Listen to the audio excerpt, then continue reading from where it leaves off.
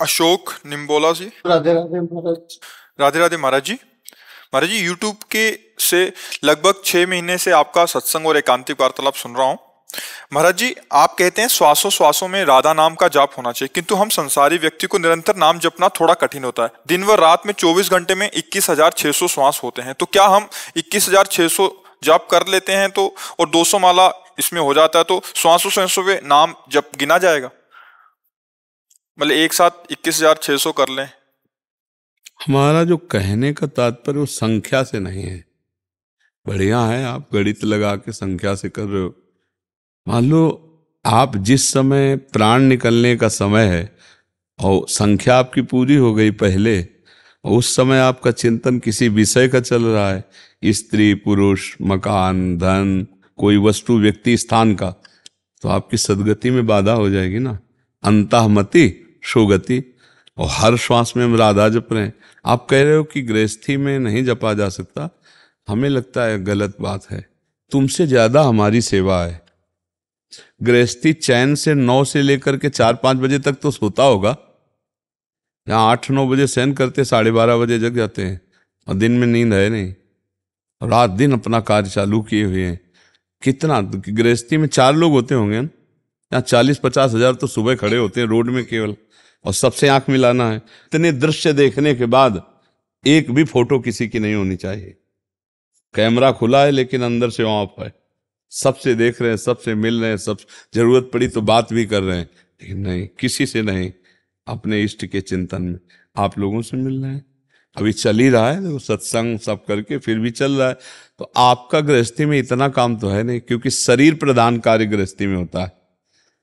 गृहस्थी में शरीर प्रधान। आप ऑफिस भी जाओगे तो बराबर 4 घंटे प्रवचन नहीं देने हैं, 10 मिनट बाद की फिर चुप हो गए, तो उस समय चल रहा है राधा राधा राधा।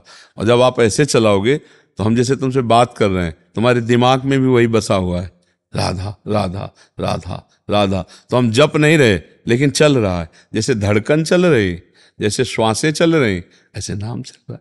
पर इसका अभ्यास किया जाता है। अगर हम ये मान लेंगे कि हम गृहस्थ हैं, हम ऐसा अभ्यास नहीं कर सकते, तो कभी नहीं होगा।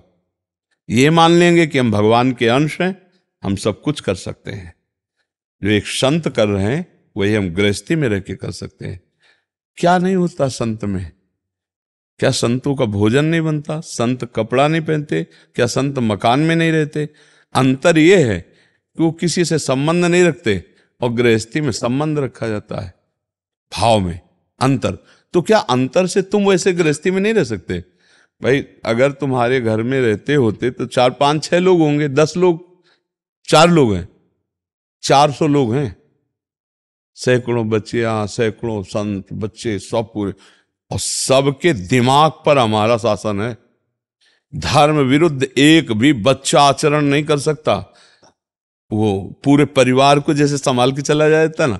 अच्छा, ये तो हुई हमारे घर में रहने वाले, यहाँ वृंदावन में जो हमारे पास है, 10,000 लोग बाहर रह रहे हैं, आप लोग भी हो। अगर आप वास्तविक भाव से अगर मानोगे कि संत गुरु या कुछ, तो आप गलत करने की सोचोगे तो तुम्हारे दिमाग में प्रेमानंद छाया हुआ मिलेगा, और डर लग जाएगा कि यार नहीं, अगर दोबारा सामने गए तो फिर हमें डांट लग जाएगी, अब गलती नहीं करूंगा। ये तो क्या ये बल आप नहीं जागृत कर सकते? आप भी भगवान के हो, आपको भी नाम जपने का अवसर मिला है, पर आप अपने को छूट दे देते कि मैं गृहस्थ हूं। तो गृहस्थ में कोई लाइसेंस इस बात का थोड़ी दिया गया शास्त्र में कि आप मनमानी भोग भोगो, आप जैसा चाहो ऐसा करो। नहीं, चाहे गृहस्थ हो चाहे विरक्त, दोनों को भगवत प्राप्ति करने के लिए मानव देह मिली है। दोनों का ढंग अलग अलग है। आपको काम सताया तो धर्मपूर्वक अपनी पत्नी से, आपको मोह सताया तो धर्मपूर्वक अपने पुत्र से, लोभ सताया तो धर्मपूर्वक धन कमा करके। इस तरह से विकारों को हम कब्जे में लेते हैं धर्म की सीमा में, और आगे चलकर निर्विकार हो जाते हैं। और वैरागी को वो पहले से ही प्रथम से ही त्याग शब्द से, क्योंकि त्यागी वैरागी है ना, वो त्याग से सर्वस्व त्याग करता हुआ उस ऊंचाई पे पहुंच जाता है। उसी ऊंचाई पर आपको पहुंचना है, पर आंतरिक राग का त्याग करना। अगर आप अपने को गृहस्थ मान लेंगे तो गड़बड़ हो जाएगा। गृहस्थ पहले आप मानो भगवान के आप अंश हैं, आप गृहस्थ धर्म का पालन कर, आप गृहस्थ नहीं, आप गृहस्थ धर्म का पालन कर रहे हैं।